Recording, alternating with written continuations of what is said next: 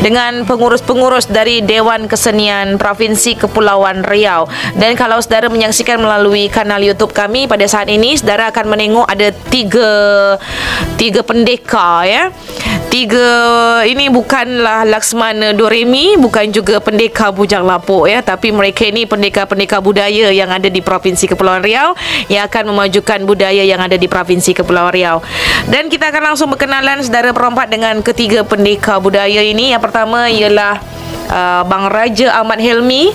Beliau ni merupakan Ketua Umum Dewan Kesenian Provinsi Kepulauan Riau. Assalamualaikum Bang Raja Ahmad Helmi. Waalaikumsalam warahmatullahi wabarakatuh. Selamat pagi. Selamat pagi saudara perempat. Saudara perempat. Itu dia. Ni saudara-saudara kita semua mendengar pagi hari ni 101,3 FM. Itu dia. Dah tepat menjadi penyiar ya, tapi tak usahlah ya. Takut Takut. Baik, selain ada Bang Raja Ahmad Helmi, juga ada Ketua Harian Dewan Kesenian Kota Tanjung Minang. Ini ada Bang Heru Untung Laksono SA. Assalamualaikum. Waalaikumsalam. Ini dari mohon koreksi sedikit. Ini kami bukan ketua harian. Jadi dalam hal ini kami adalah wakil ketua 1. Oh, wakil ketua 1. Baik. Terima kasih atas koreksinya. Wakil ketua 1 ya. Okey. Dan ketua kita siapa? Kalau ketua Dewan Kesenian Kota Tanjung Minang? Bapak Zulkifli Harto. Bang Zul kita ya. Juga ada Sekretaris Dewan Kesenian Provinsi Kepulauan Riau, ada Bang Daeng Firman Afriansyah. Assalamualaikum. Waalaikumsalam. Ini nak dipanggil Daeng ke, nak dipanggil Bang Firman ke, Afriansyah ke, atau nak dipanggil sayang? Aduh. Kuntum. Astagfirullahalazim. Bahaya tu. Bahaya tak saya. Tentang tu slow sikit. Nanti bapak awak marah. Bapak saya tak marah. Yang marah orang rumah saya. Rahmat tak yang marah.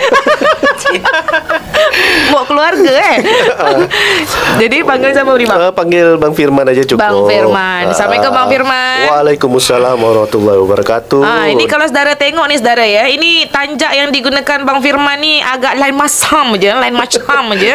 Lain macam apa lain macam? Lain macam. Kalau orang Malaysia tu sebab lain macam je ya. Sebab dia punya bentuknya tu macam ikan, tapi tak macam ikan ya. Macam ayam. Macam kapal layar. Kapal layar. Bang Helmi pelik juga tengok ya. Dari mana bentuk kapal layar? Ni layar dia ni naik. Macam layar dia naik. Dia punya mesin dia di mana ni? Mesin dia belakang. Siapa tak nampak tandanya dia. Itulah kan. Dia pendek umur. Tak cakap. Jadi ini merupakan tanjak apa tadi namanya Bang? Nahoda Terung.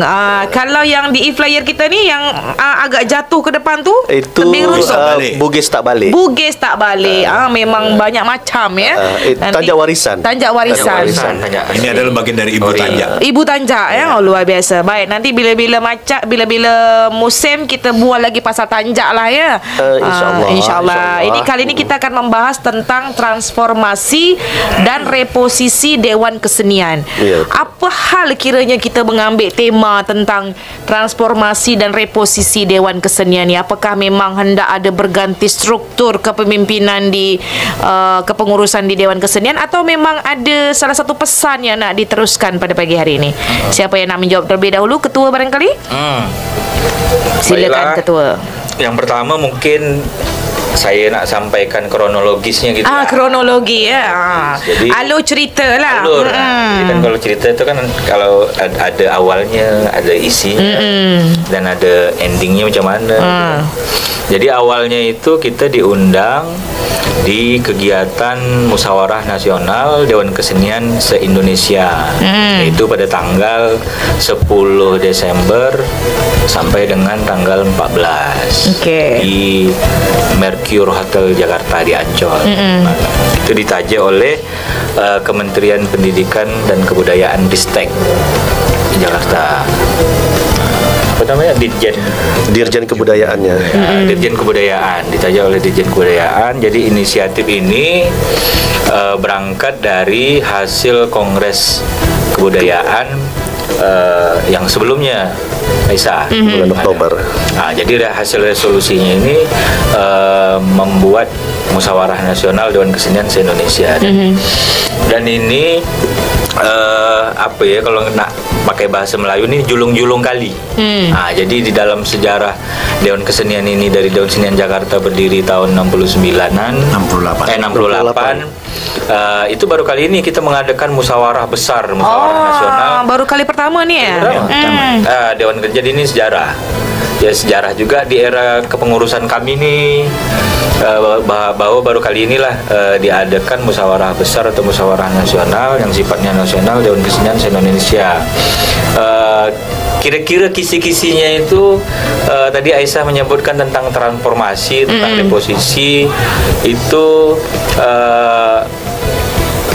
Sebenarnya Dewan Kesenian ini kan di berbagai daerah itu kan punya perangkat hukum atau legal standingnya macam-macam. Jadi kalau misalnya macam DKJ itu dari zaman dulu sampai sekarang itu mereka berbekalkan pergub, peraturan gubernur, perangkat hukumnya, itu kan legal standingnya. Dan ada juga yang paling banyak ini di berbagai daerah itu mereka hanya SK kepala daerah, baik itu SK gubernur yang provinsi dan bupati, kabupaten, SK wali kota yang Kota Madia. Jadi kan tak ada keseragaman secara penguatan hukum untuk Dewan Kesenian. Kan kalau yang kita tahu tuh Pergub itu lebih kuat daripada SK. Nah, kemudian Perda itu lebih kuat daripada Pergub, ya kan? Ada tingkatannya. Nah, ada tingkatan. Jadi seolah-olah tuh macam masing-masing dan ditentukan sesuai dengan nasib masing-masing. Jadi kalau kan, nasib baik lah ya, akan berkembang lah gitu, maju. Sebetulnya juga kita selama ini memang kita suarakan bahwa kita ini perlu adanya penguatan secara legal standing ya. Nah, legal standing secara perangkat hukum. Jadi Dewan Kesenian ini dia berada di posisi yang memang betul-betul kuat. Gitu. Ya, kita bekerja, kita tidak memikirkan lagi soal misalnya kita ada kekurangan di sana sini, baik dari hal perangkat hukum, baik dari hal anggaran, baik dari hal ruang lingkup kerja Dewan Kesenian, ya sampai ke hal-hal yang lain gitu. Jadi kita sangatlah menyambut nyambut gembira inisiatif inisiatif ini pun datangkan dari pemerintah pusat. Nah, berarti kan kita kalau ini memang inisiatifnya dari pemerintah pusat, kita insya Allah kita yakinlah bahwa di era kita sekarang ini akan terjadi perubahan. Itulah tadi transformasi baik dari segi kebijakan, anggaran dan lain-lain untuk Dewan Kesenian ke depan. Kira-kira kisi-kisinya itu secara detail akan dijelaskan oleh profesor-profesor sebelah. Pendekar budaya. Jadi waktu kemarin Munas nih bertiga pendekar ni lah yang ikut ya, saya tidak. Yang tidak. Ya, karena kita yang berangkat itu ada 6 orang. 6 Dewan Kesenian. 6 orang. Ya, 6 dari Dewan Kesenian. masing-masing kabupaten kota. Kita mewakili. Mewakili ya. Hampir lengkap semuanya, Aisyah. Kan kita ke sana, kita menghadiri Munas itu hampir 300 ya. Hampir 300 orang seluruh Indonesia. Indonesia yang berkumpul di Munas itu, dan kita hampir lengkap. Oke, baik. Jadi untuk dari Provinsi Kepri diwakili dari masing-masing satu orang, setiap kabupaten kota. Dan Provinsi Kepri satu orang, dan itu diwakili sama Bang Firman langsung ya. Oke, baik. Mendengar daripada Bang Helmi tadi mengenai alur cerita kenapa nanti diharapkan dapat diadakannya transformasi dari Dewan Kesenian Provinsi Kepri ini setelah dilakukan Munas pertama kali. Bagaimana dari Bang Heru sendiri menyikapi dengan adanya Munas pertama sekali dilaksanakan? Tentu ini menjadi arah yang cukup baiklah tentunya ya bagi Dewan Kesenian baik kota maupun di provinsi sendiri. Ya, keberadaan Dewan Kesenian memang selama ini kan serba salah memang ya, karena ketidakadanya payung hukum yang kuat. Kita hanya berdasarkan Inmendagri nomor 5A tahun 1993 dan kemudian diperkuat dengan ada dari Dirjen PUOD yaitu tentang instruksi pelaksanaan instruksi Mendagri nomor 5A tahun 1993 itu. Nah, keberadaan ini juga kemudian banyak tidak diketahui oleh orang banyak, apalagi di kalangan pemerintahan juga. Walaupun Dewan Kesenian sudah berdiri dari awal, dan malah sejarahnya di sini itu sejak kabupaten Kepulauan Riau ini sudah mempunyai Dewan Kesenian. Perjalanan sangat panjang sebenarnya juga Dewan Kesenian ini, hingga ke hari ini kemudian terbentuk provinsi dan juga ada kabupaten kota lainnya. Nah, payung hukum ini yang sebenarnya sangat dibutuhkan, karena dalam penganggaran ini selalu menjadi problematik daripada Dewan Kesenian. Iya, betul. Ya, sementara kami adalah garda terdepan di dalam membantu pemerintah dalam pengembangan kesenian. Karena kami ini sebenarnya memang Dewan Kesenian adalah jembatan sebenarnya antara pemerintah dengan pelaku seni ya, dengan publik, itu pelaku seni. Nah, kami ada di tengah. Nah, kami ini sifatnya ini kan sekarang ini kan kita dalam kondisi yang ada sekarang kami emang serba salah. Tapi dengan adanya kemarin Munas ini ada tentang tata kelola yang sebenarnya seperti apa ke depan, Dewan Kesenian akan berubah fungsi memang. Jadi akan lebih kepada sebagai policy gitu dalam beberapa hal lebih banyak kepada tentang kebijakan, bicara tentang kebijakan. Jadi pelaksanaan di lapangan adalah kepada publik atau komunitas nanti yang akan bekerja. Nah, Dewan Kesenian hanya sebagai think tank-nya saja nanti ke depan itu. Nah, nanti akan bekerja sama dengan komunitas. Nah, Dewan Kesenian jadi jembatan dalam pengembangannya itu semua. Nah, ini diperlukan juga sebuah perangkat hukum yang kuat untuk memperkuat tadi keberadaan Dewan Kesenian itu sendiri. Yang sementara ini kami hanya berdasarkan SK wali kota atau bupati atau gubernur. Nah, ini ada suplemen. Sebenarnya kami ini juga sebenarnya bagian dari pemerintahan daerah. Karena kita diterbitkan, kami dibentuk itu oleh pemerintah daerah. Kita ini lebih seperti UPTD lah, gitu. Unit Pelaksana Teknis Dinas gitu. Ya, kami kecilnya seperti itu sebenarnya. Ini ada tanggung jawab daerah sebenarnya. Tapi selama ini kami menjadi ada di awang-awang gitu kami ini. Kami ini nggak tahu nih, kami ini sebenarnya nak bijak bumi tak jejak ya. Itulah. Nak terbang pun tak ada sayap. Gentayangan kami selama ini. Mau berpijak, mau nyantol kemana, mau berpijak tidak bisa, mau nyantol juga. Jangan gitulah Mas jadi antum. Seperti itulah. Sedih nah ya. Keberadaan ini penting ya ke depannya. Jadi kalau dengan adanya Munas kemarin, jadi ada transformasi dan tentang tata kelolanya ke depan yang akan diharapkan itu akan menjadi sebuah pijakan atau dasar hukum yang lebih kuat. Amin. Oke, ini kan Bang Firman yang mengikuti langsung mengikuti langsung kegiatan Munas kemarin. Apakah memang itu yang menjadi permasalahan Dewan Kesenian seluruh kabupaten kota di Indonesia, atau juga menjadi permasalahan dari Dewan Kesenian provinsi yang ada di Indonesia? Karena memang itulah sebetulnya penyebab kenapa mungkin Dewan Kesenian tak dapat mengambil langkah lebih banyak, dikarenakan kekuatan hukumnya yang tidak kuat begitu. Betul sekali apa yang dikatakan oleh Mas Heru dan Helmi itu benar sekali. Semuanya tidak ada yang salahnya.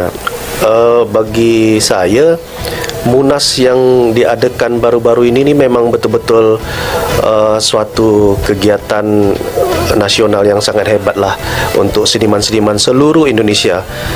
Di mana saat itu apa keluhan-keluhan kami, setiap daerah tu hampir 95% sama bahawa kami seluruhnya di Indonesia tu kurang diperhatikan oleh pemerintah daerah.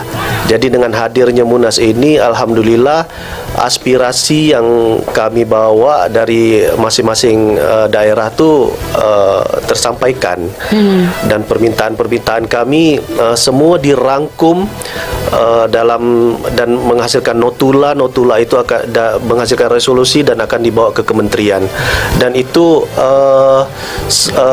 insya Allah dikerjakan dalam setahun ini dan secepat mungkin. Semuanya tidak ada yang terabaikan. Semua permintaan itu ditampunglah, sampai kita pun minta dibuatkan satu wadah untuk menyampaikan aspirasi secara langsung ke menteri kan tidak bisa kan. Harus ada satu wadah lah di pusat, dan alhamdulillah itu ditampung dan wadah itu segera dibentuk. Dan wadah itu juga nanti yang akan mengawal hasil resolusi itu hingga ke kementerian, dan harapan terakhir dari Munas ini ialah diterbitkannya instruksi menteri yang terbaru, mungkin 2024 atau secepatnya lah. Atau kalau tidak instruksi menteri atau bentuknya peraturan menteri atau undang-undang, kita tak tahu juga. Cuman hasil akhirnya harus mencapai ke tahap itu.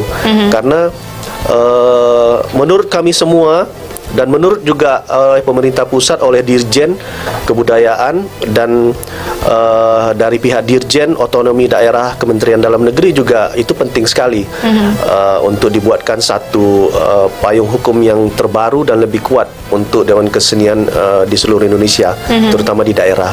Gitu. Baik. Jadi permasalahan paling utama adalah payung hukum itu sendiri. Yang mana yang di sini kita tarik benang merah bahwa memang baik itu kota dan juga provinsi, payung hukumnya taklah terlalu kuat. Hanya berdasarkan SK saja yang kalau tadi Bang Helmi sebutkan itu paling bawah nampaknya. Ada SK, ada pergub ya begitu ya. Perda, pergub dan sebagainya. Oke, baik. Nanti akan kita lanjutkan lagi, dan apa yang akan menjadi harapan sebetulnya dan program-program dari Dewan Kesenian Provinsi Kepri setelah ada niatan baik dari pusat untuk meningkatkan payung hukum di seluruh Indonesia. Kita akan kembali sesaat lagi, tetap bersama kami di Kemilau Kepri. Ketua Umum Dewan Kesenian Provinsi Kepri Bang Raja Ahmad Elmi, dan juga ada sekretaris dari Dewan Kesenian Provinsi Kepri Bang Daim Firman Afriansyah, serta Wakil Ketua 1 Bang Heru Untung Laksono. Ini tentang transformasi dan reposisi Dewan Kesenian Provinsi Kepri untuk tata kelola. Baru-baru ini dari Dewan Kesenian mengikuti kegiatan Munas di Jakarta, yang mana hasil Munas inilah yang akan menjadi oleh-oleh sebetulnya tidak hanya bagi Dewan Kesenian tapi juga bagi pemerintah daerah untuk dapat sama memajukan kesenian, kebudayaan melalui Dewan Kesenian yang memerlukan dukungan, begitu ya Bang Helmi ya. Okey, baik. Karena kalau kita tengok ni dalam Undang-Undang Nomor 5 Tahun 2017, salah satunya di dalam undang-undang juga pasal 32 bahwa negara memajukan kebudayaan nasional Indonesia di tengah peradaban dunia dengan menjamin kebebasan masyarakat dalam memelihara dan mengembangkan nilai-nilai budaya. Bagaimana hendak memelihara dan mengembangkan kalau tak dapat sokongan penuh? Betul ya. Okey, baik. Dan sampai dengan sejauh ini, bagaimana dukungan yang diberikan daripada pemerintah, baik itu dari kota, kemudian juga dari provinsi? Dari Bang Heru dululah ya. Sila Bang Heru untuk dapat mengembangkan kesenian kebudayaan ni. Selama ini kami Dewan Kesenian Kota tidak mendapatkan juga anggaran di APBD. Oh, tak dapat ya? Kami setiap kegiatan kami ini semua serba swadaya sekarang ini. Ya. Bahwa kami menerima sumbangan dari berbagai masyarakat. Kita terus berjalan. Kita kegiatan banyak dari sejak ini, kita periode yang baru sekarang ini. Kemarin Dewan Kesenian Kota kan baru periodisasi yang baru 2023 sampai dengan 2028. Bahwa kegiatan kami itu semuanya berdasarkan swadaya. Kami belum tidak ada anggaran APBD yang diberikan. Kami juga sudah ini kan kami mencoba juga sebenarnya untuk masuk ke dalam itu, dalam anggaran ATK ya Mas. Ya. Anggaran tumpang kasih. Ya. Tumpang kasih ya. Aja keluar. Kita tidak tahu perkembangan ke depan ini. Kemarin oleh wali kota yang lama memang dijanji oleh wali kota yang lama sebelumnya Bu Rahma menjanjikan memberikan bantuan kepada Dewan Kesenian. Ada beberapa peralatan, dan memang kami diberikan juga beberapa titik panggung pertunjukan oleh wali kota ketika Bu Rahma waktu itu, dan sekarang juga kami sudah melaksanakan kegiatan itu. Kami ditantang oleh beliau waktu itu untuk mengisi panggung-panggung itu, dan alhamdulillah kami terus bergerak untuk melaksanakan kegiatan-kegiatan itu di panggung yang ada. Nah, sebenarnya mengapa ini politik anggaran itu sangat penting di dalam Dewan Kesenian itu? Karena Dewan Kesenian itu adalah merupakan jembatan antara pemerintah dan juga komunitas atau seniman. Nah, disinilah perlunya. Karena ada satu hal yang perlu kita cermati, visi kebudayaan 20 tahun ke depan. Itu dalam Perpres nomor 114 tahun 2022 itu dinyatakan Indonesia bahagia berlandaskan keanekaragaman budaya yang mencerdaskan, mendamaikan, dan menyejahterakan. Ya, ini yang mensejahterakan. Nah, ini ke depan itu bahwa kesenian itu bisa mensejahterakan komunitasnya gitu. Bukan kita dieksploitasi terus, tapi tidak ada perhatian terhadap ini. Karena kita ini negara superpower di bidang kebudayaan loh. Ya, kalau kita tidak memelihara itu, tidak melestarikan itu, kita akan habis. Ya, berapa banyak seni-seni budaya kita yang diklaim oleh negara luar, dan kemudian kita diekspansi oleh negara luar seperti K-pop apa sebenarnya. Nah, ini bahaya yang sebenarnya harus kita serap, dan kita punya budaya sendiri sebenarnya yang sangat unggul gitu. Tapi kalau perhatian pemerintah tidak ada kepada ini kesenian-kesenian kita sendiri, ya lama-lama anak-anak muda kita akan tergerus. Nah, hari sudah ini tak cinta lagi dengan kesenian dari sendiri ya. Maka kalau mau ini, cintailah negerimu, kenalilah budayamu. Nah, kita mau kenal dengan mencintai negeri ini, kenali budaya kita dulu. Kalau kita nggak kenal dengan budaya kita, bagaimana kita bisa cintai negara ini gitu. Nah, ini yang paling penting pokok dalam kerja Dewan Kesenian itu sebenarnya. Kita adalah untuk menjaga jangan sampai ini terlepas semua. Nah, ini sangat disayangkan. Karena alhamdulillah sebagian generasi muda sekarang juga sudah mulai ada yang terjun ke dalam berkecimpung di kesenian. Ini kita sangat-sangat mengapresiasi.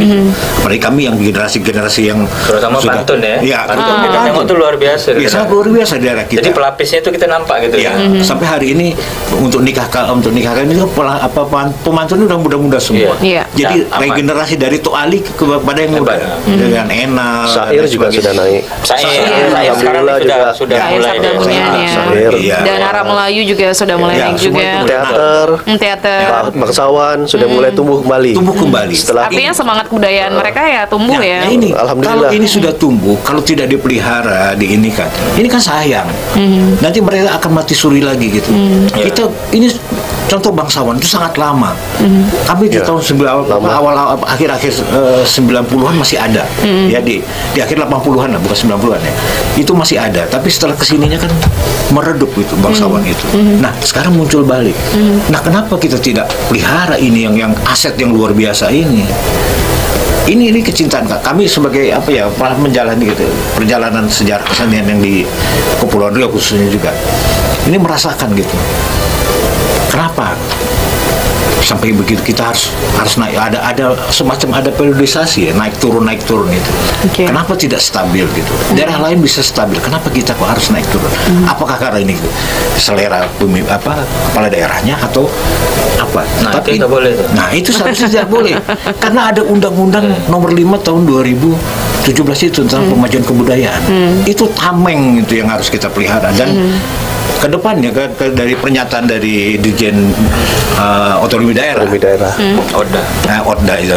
Nah, kalau pemerintah daerah tidak melaksanakan PPKD, bahkan tidak merevisi, memperbarui, setiap tahun mereka harus memperbaharui. Sebenarnya setiap tahun. Ya, setiap tahun harus diperbaharui dengan melibatkan salah satunya dari Dewan Kesenian juga sebagai dalam penyusunan itu, sebagai mitranya.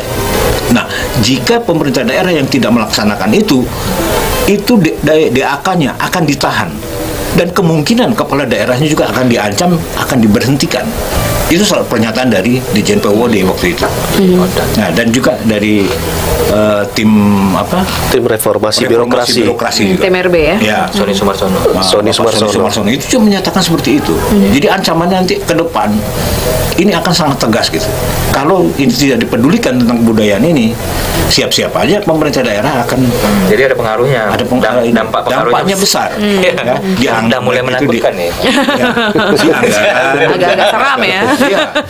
Jadi ini menjadi titik fokus untuk pembangunan kebudayaan ini menjadi titik fokus ke depannya untuk Indonesia ini gitu. Oke, artinya sebetulnya ingin menumbuhkan kesadaran kepada pemerintah bahwa memang ada hal-hal yang harus diperhatikan. Termasuk dari Dewan Kesenian sendiri kan memang tugasnya juga cukup berat. Terlepas dari memang pelaku-pelaku seni saat ini memang sudah mulai menunjukkan pesona-pesonanya ya. Menunjukkan pesona dan taring-taringnya keluar. Pesona dan taringnya keluar. Alhamdulillah. Kan mereka kan sekarang ini kan swadaya dan mandiri gitu. Kenapa tidak dibantu dalam ini? Tidak harus besar, tapi bantulah. Ini kan anak angkat mereka juga sebenarnya Dewan Kesenian itu. Baik. Terima kasih Bang Heru. Kita beralih dulu ke provinsi. Apakah hal yang sama nih perhatiannya juga seperti Dewan Kesenian Kota, atau mungkin Dewan Provinsi jauh lebih baik? Atau bagaimana? Dari Bang Firman atau Bang Helmi? Sila. Saya sambung sedikit percakapan Mas Heru tadi. Maaf Ketua. Macam bangsawan. Kami di provinsi pun menghadapi hal yang sama. Kalau boleh dipepatahkan tuh macam jauh gong dari gendang. Jadi dia tak bunyi. Jauh gong dari gendang. Bukan jauh panggang dari api. Jauh gong dari gendang. Itu namanya jauh gong dari gendang, maknanya sumbang ya. Tak bunyi langsung. Tak bunyi langsung. Kita merindukan sebenarnya kan event-event besar seperti tahun 90-an dulu ya Mas ya. Di mana dulu pernah dilaksanakan di Tanjung Pinang nih event Festival Melayu Sedunia yang pertama tahun 92. Saya Mas Heru, Elmi, saksilah kami terhadap pagelaran itu yang dilaksanakan 1 minggu penuh.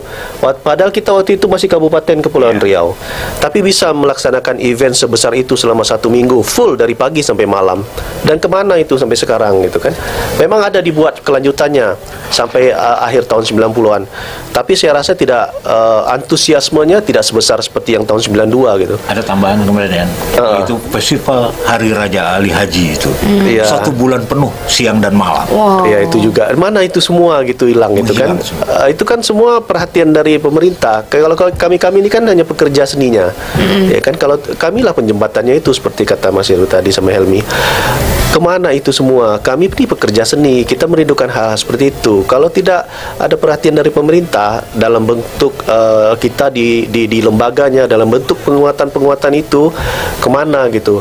Jangankan itu, kami dilibatkan dari segi hal-hal yang mungkin masih di bawah level lah, macam diajak sharing gitu kan tentang seni dan budaya.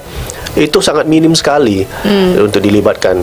Kalau kita lihat dari instruksi Menteri tahun 93, posisi Dewan Kesenian itu sebenarnya kuat. Posisinya hampir sama dengan badan-badan bentukan pemerintah yang kuat-kuat seperti Komisi Pemberantasan Korupsi, Komisi Pemilihan Umum, itu sebenarnya sama levelnya. Kalau lihat dari instruksi Menteri nomor 5A 93 ini. Tapi balik lagi karena penguatan hukum di daerah itu kurang, ya kami dianggap angin lalu gitu. Itu yang kita hadapi. Sebenarnya kita provinsi ini kan baru 2005 ya. Tapi kami kan sudah di dalam Dewan Kesenian sejak tahun 90-an, sejak dalam kabupaten. Hal-hal itu pernah juga dirasakan dulu, tapi rasanya lebih mendingan dulu di zaman manual tuh daripada sekarang. Saya rasakan seperti itu kalau saya pribadi lah. Mungkin hal-hal itu dengan terbitnya peraturan yang baru atau instruksi yang baru nanti mungkin mudah-mudahan Allah berikan petunjuk bahkan berubah mudah-mudahan. Amin. Dari Bang Helmi sendiri?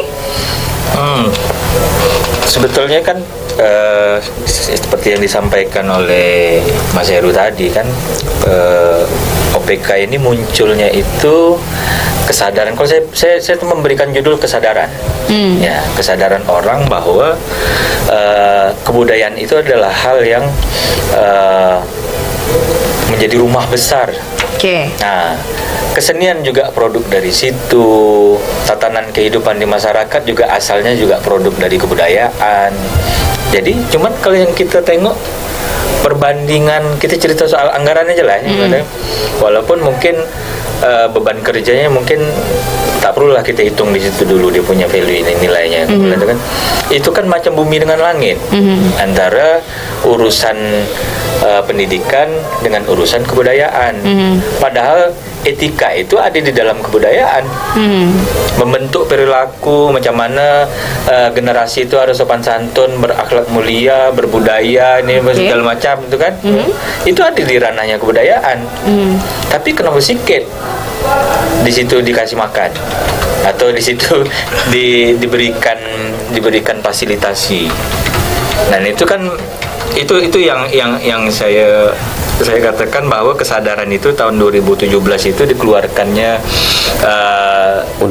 undang-undang objek pemajuan kebudayaan itu tuh sebetulnya memang secara kita tidak mengurus pun dari Itmen yang dari tahun 68 69 yang ada yang 93 era Menteri Rudini pada saat itu dia akan keluar sendiri.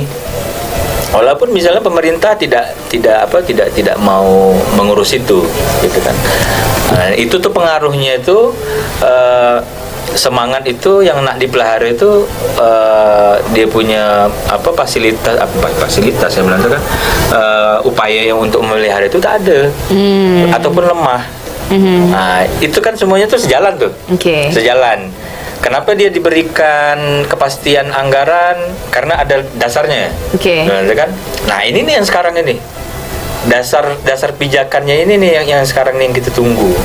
Nah, cuman memang kita harapkan pemerintah daerah, kalau bagi kita ada pemerintah provinsi, ada pemerintah kota Tanjung Pinang, ya mungkin sebelum memang instruksi dari pusat tuh nantinya datang, ya kita dari sekarang itu kita sudah mulai persiapan. Nanti ya kita sudah mulai. Jadi ketika itu datang, tak terkejut. Nah, misalnya terperanjat gitu kan, ya. Kepri kan alhamdulillah ya, kita banyak mendapatkan pengakuan UNESCO gitu kan. Terakhir ini pun pantun yang sedang diurus ini Kebaya Labu.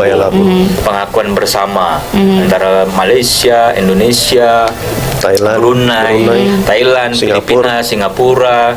Itu juga kita tak gampang memperjuangkan itu kemarin dengan para pelaku-pelaku atau pelestari kebaya senusantara. Gitu kan, bahwa kita sama-sama nih Kebaya Labu kita wakilkan menjadi mendapatkan pengakuan UNESCO di beberapa negara, gitu ya, pengakuan bersama.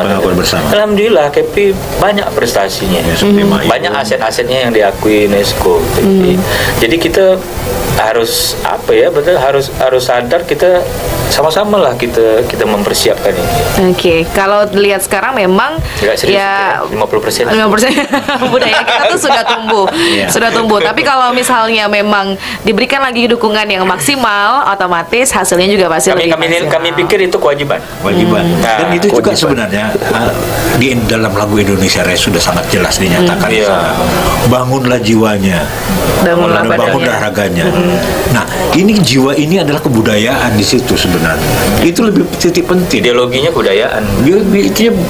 Ininya kebudayaan. Dan seperti Mas, kata Sony Sumarsono, kebudayaan itu adalah. Tagline kami yang didapat kesepakatan dalam Munas itu seni budaya benteng terakhir dari ketahanan sebuah bangsa. Itu tagline. Itu ketahanan bangsa dari seni budaya ya. Seni budaya. Itu sudah disepakati bersama kemarin dalam Munas. Bersama pemerintah juga perwakilannya. Jadi kalau mau lihat ketahanannya ya rawatlah seni dan budaya. Budayanya. Dia harus dikasih obat. Benteng terakhir. Sampai sakit ya. Kalau kuat sakitnya ya susah. Baik. Ini kan berarti ada banyak sekali sebetulnya indikator-indikator jika ingin melihat budaya itu maju.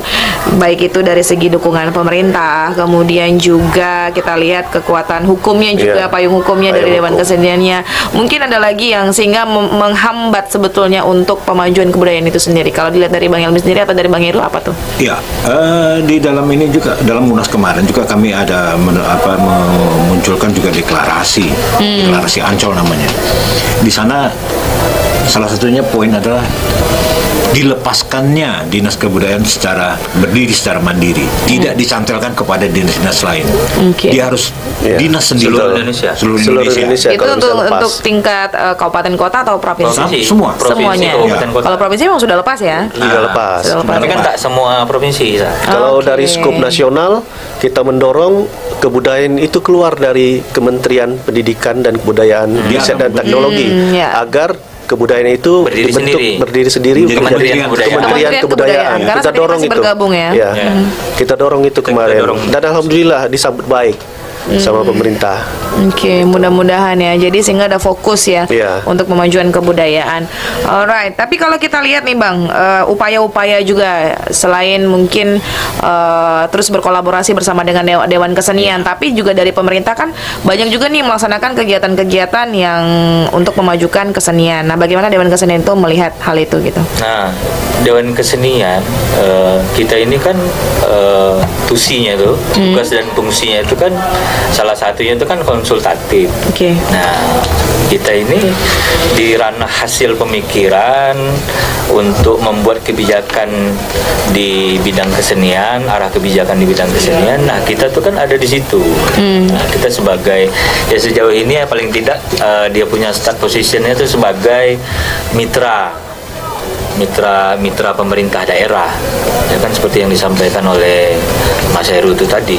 Jadi apapun kegiatan ataupun kebijakan yang dia ambil untuk kesenian, ya, Dewan Kesenian itu harus ada peran di situ. Kan, jadi kan makanya saya bilang banyak hal-hal wajib yang belum kita laksanakan. Jadi hal wajibnya salah satu itu melibatkan Dewan Kesenian untuk menentukan arah kebijakan kesenian. Atau kalau macam provinsi itu kan ada Dewan Kesenian dengan LAM tuh, kan? Yang satu ngurus adat, yang satu ngurus kesenian, kan? Nah, padahal itu kan sama-sama ngurus kebudayaan. Jadi itu seperti itulah gitu. Jadi artinya tidak lepas. Keuntungan bagi pemerintah, manfaatnya itu apa? Benefitnya, kan? Mereka tuh kalau seandainya misalnya ada kebijakan mengenai masalah kebudayaan, mereka memang punya reason. Mereka memang punya ada sandaran referensi yang kuat gitu. Jadi ini memang sudah dikeluarkan oleh lembaga adat, ini memang sudah dikeluarkan oleh Dewan Kesenian. Nah, karena mereka ini ya para pemikir-pemikir kebudayaan yang tempat kita berkonsultasi. Begitu. Bang Heru, kalau kita lihat kan di kota ini banyak Bang kegiatan-kegiatan juga dari dinas terkait begitu ya, dinas pariwisata begitu. Apakah juga cukup mengcover sebetulnya tugas dari Dewan Kesenian Kota? Dewan Kesenian Kota memang selama ini kan dengan lebih banyak membackup aja, jadi ada berada di belakang lah gitu. Tapi secara menurut ini Dirjen PLTK PLTK ya, dari Pak Restu Gunawan itu mengatakan bahwa sebenarnya dana yang digunakan di apa yang ada di dinas dan juga ada dana poker itu tak lebih sebuah etalase. Itu hanya etalase, menjadi etalase saja. Dia bukan gerakan kebudayaan itu sendiri. Jadi hanya sekedar formalitas. Jadi tidak menunjukkan bagaimana gerakan kebudayaan itu sebenarnya yang terjadi gitu. Jadi ini sangat disayangkan begitu. Jadi yang ini karena tidak berkonsultasi dengan Dewan Kesenian sebagai jembatan antara komunitas dengan dinas ini, akhirnya ya itu tadi dikatakan sebagai sebuah etalase saja lah, hanya pajangan saja gitu. Nah, ini sangat disayangkan. Harusnya kita ada hubungan yang harmonis gitu antara pemerintah daerah dan juga Dewan Kesenian itu harus saling terbuka bahwa ini apa yang akan kita kerjakan setiap tahunnya. Karena ini sekarang program itu diharapkan tidak menjadi tahunan, tapi ini adalah panjang 20 tahunan yang dari amanat dari Undang-Undang Pemajuan Kebudayaan itu 20 tahunan. Hanya memang pelaksanaannya dilakukan secara bertahap dengan RKP yang RKP yang di dinas itu yang tahunan itu. Tapi sebenarnya ada cetak birunya yang selama 20 tahun ke depan seperti apa yang akan dicapai. Kita menyongsong itu juga kan. Ya. Nah, makanya nanti itu tiap per tahunnya kita mencicil itulah sampai nanti mencapai target di 20 tahun ke depan itu. Nah, ini harus bicara bersama sebenarnya itu. Jadi setiap penyusunan anggaran apa lain sebagainya tentang kebudayaan itu harus mengajak stakeholder yang ada sebenarnya di bidang kebudayaan dan kesenian ini.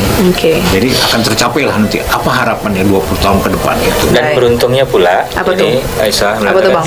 kita ini kan berada di sini tuh sebetulnya kita memang rezeki lah ya, rezeki kita. Karena 2024 atau 2025 itu Indonesia akan melakukan reformasi kebijakan kebudayaan sebesar-besarnya gitu. Artinya tuh sebesar-besarnya akan dibenahi. Itu sebetulnya tuh bukan hanya kebudayaan tapi semuanya gitu ya. Karena menuju Indonesia emas itu kan kita memang ada pembenahan dan kita bersyukurlah memang kita berada di titik awal untuk mereformasi itu. Sip. Kalau begitu ini kan juga di penghujung tahun 2023 menuju dana habis tahun 2023 menuju tahun 2024. Anggaplah ini sebagai sebuah evaluasi ya bagi pemerintah, juga bagi Dewan Kesenian. Mudah-mudahan di tahun hadapan sesuai dengan apa yang diinginkan gitu ya. Kita ke sekretaris dulu deh. Sekretaris ya di 2024 ini bagaimana gerakan yang akan diberikan oleh Dewan Kesenian untuk mewujudkan transformasi dan juga reposisi sesuai dengan pesan yang sudah dibawa dari pusat. Walau bagaimanapun dan apapun kami tetap berjalan seperti sedia kala.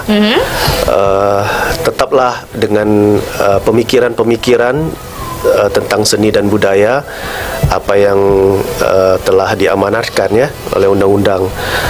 Masalah dukungan pemerintah di daerah ini mungkin kita tengoklah nanti macam mana perjalanannya. Yang jelas kita tetap berjuang, tetap ada jalur apa yang kita sanggupi kita kerjakan, terutama memberikan sumbangsi terhadap kerja-kerja seni budaya di Kepulauan Riau. Amin, mudah-mudahan. Kalau Bang Helmi sendiri untuk melihat 2024 ini? Ya, 2024 ini sebentar lagi kita akan jelang Dewan Kesenian Provinsi tetap melaksanakan kinerja Dewan Kesenian sebagaimana mestinya, dan terutama seperti yang kita bilang tadi, Munas Dewan Kesenian ini adalah sebuah hadiah sebenarnya untuk setiap daerah Dewan Kesenian, dan yang ternyata problemanya sama dengan hampir sama ya seluruh Indonesia ya. Dari hampir 300 Dewan Kesenian itu tuh hampir sama problemnya itu. Berarti ini kan kalau kami bilang bukan evaluasi, tapi memang teguran. Memang teguran untuk pemerintah daerah gitu. Teguran untuk pemerintah daerah berarti kan kalau problemnya hampir semua sama ya hampir semuanya tidak terlalu peduli gitu kan. Dan mudah-mudahan ini sebuah kado akhir tahun. Itu kan tergantung dari pemerintah pusat juga ya. Mereka itu memprosesnya, kalau misalnya mereka cepat berarti kan 2024 itu adalah kira-kira entah berupa peraturan menteri, entah berupa keputusan menteri untuk pemerintah daerah, itu seperti yang disampaikan oleh Mas Heru itu tadi ya. Kita haraplah memang itu dapat terrealisasi lebih cepat, ikan sepat ikan gabus, lebih cepat lebih bagus. Kalau ikan sembilang sedang biasa pedas. Kalau ikan sembilang takutnya kesengan. Saya tambahkan sedikit. Padahal saya bocorkanlah sedikit satu kegiatan yang hebat sebenarnya akan kita buat di tahun 2025, yaitu kita mendapatkan mandat dari gabungan Persatuan Penulis Nasional Malaysia atau GAPENA yang telah berhasil membuat acara yang namanya Dialog Selatan. Yang ini adalah dialog 3 negara sebenarnya. yang mana pertama dibuat tahun 92 dan akhirnya yang kemarin bulan Oktober itu yang kelima. Dan Dewan Kesenian alhamdulillah mendapatkan sebuah mandat dari sebuah resolusi bahwa penganjur yang akan membuat acara Dialog Selatan ke-6 tuh di Tanjung Pinang, di Kepulauan Riau. Nah, tanpa dukungan pemerintah bagaimana gitu loh. Ini bawa nama daerah internasional. Dan skupnya kalau di Indonesia nasional, tapi ini internasional gitu kan. Tanpa dukungan mereka gimana ini gitu kan. Sementara kita harus bekerja bersama-sama. Event ini suatu event yang sangat hebat, 3 negara bergengsi. Dan 3 negara ini di Malaysia itu masing-masing negeri itu kirim utusan untuk ke event ini. Dan di Kepri sendiri karena kita sudah dulunya Riau tuh tapi di kita kan dulunya, tapi sekarang karena kita sudah pecah, malah Pekanbaru ikut gitu. Nah, berarti kan luas dia jabarannya. Kalau ini tidak diperhatikan dengan baik oleh pemerintah, mungkin akan membuat suatu kemaluan yang besar bagi kita. Menurut saya seperti itu gitu. Jadi marilah kita bersama-sama jadi untuk mengerjakan ini jadi. Jangan sampai kemaluan itu membesar gitu. Sedang-sedang aja lah. Ya kan? Tentu slow scale. Oke, baik. Itu kan dekat parlemen Malaysia. Baik. Tapi sekarang kan alhamdulillah, maksudnya bahasa Indonesia yang asalnya itu bahasanya itu induk bahasanya itu dari Melayu Riau, yang dipakai zaman dulu itu sebagai bahasa pengantarnya bahasa di Nusantara ini, di ASEAN ini diakui UNESCO menjadi bahasa resmi di UNESCO. Itu juga termasuk orang Malaysia juga mengakui. Kan? Baik. Ini abang-abang sekalian, tak terasa memang kita berbuat seimbang nih dan nak jam 10 dah. Nak habis. Terakhir dari Bang Heru. Ya, dari Munas kemudian ada satu hal yang tadi hampir lupa diri ini kan, bahwa ada satu rekomendasi bahwa setiap daerah harus mempunyai perda pemajuan kebudayaan. Itu paling penting. Dan kemudian juga Dewan Kesenian ke depan itu bertransformasi tidak hanya tidak hanya bicara seni, tapi dia juga mengedukasi masyarakat tentang apa itu kebudayaan. Ya, dan ini juga sesuai dengan sasaran manajemen talenta nasional di bidang budaya tahun 2045, bahwa dinas dan Dewan Kesenian itu harus harmonis dalam mengorkestrasi pemajuan kebudayaan di daerah. Jadi itu tuh yang seniman banget. Iya, nah, inilah yang menjadi titik tolak kami, bahwa kami tetap Dewan Kesenian Kota tetap akan mencoba mereposisi, mempersiapkan diri juga terhadap nanti akan terbitnya peraturan-peraturan baru tentang keberadaan Dewan Kesenian itu, dan bertransformasi dalam tata kelolanya. Demikian, terima kasih. Baik, dari Bang Helmi penutup, silakan Bang Ketua. Akhirnya harapan kami, dan bukan akhirnya, kita banyak lagi tugas kita yang akan datang. Tidak peduli masa kerja kepengurusan, saya selalu sampaikan dengan kawan-kawan, tidak berdasarkan itu, tapi kerja Dewan Kesenian ini harus kita tingkatkan dengan payung hukum yang jelas, yang kuat, sehingga harapan kita posisi Dewan Kesenian ini ke depan ini ya memang posisi yang kuat, dan kerja-kerjanya juga semuanya bisa dilaksanakan. Ya, mudah-mudahan itu terkabul, direalisasikan oleh Allah Subhanahu wa taala. Amin. Ya Rabbal Alamin. Oke, terima kasih kami ucapkan kepada 3 narasumber kami pada pagi hari ini. Luar biasa bersama dengan Ketua Umum Dewan Kesenian Provinsi Kepulauan Riau, Bang Raja Ahmad Helmi. Terima kasih untuk Bang Heru Untung Laksono, Wakil Ketua 1 Dewan Kesenian Kota Tanjung Pinang, dan juga Bang Daeng Firman Afriansyah, Sekretaris Dewan Kesenian Provinsi Kepulauan Riau. Semoga apa yang diimpikan, yang dicita-citakan di tahun hadapan dapat terwujud, dan pastinya kita sama memajukan kebudayaan dan juga kesenian di Provinsi Kepulauan Riau. Saya Aisyah Jalidris pamit undur diri. Saudara Pro 4, selamat pagi jelang siang. Assalamualaikum warahmatullahi wabarakatuh.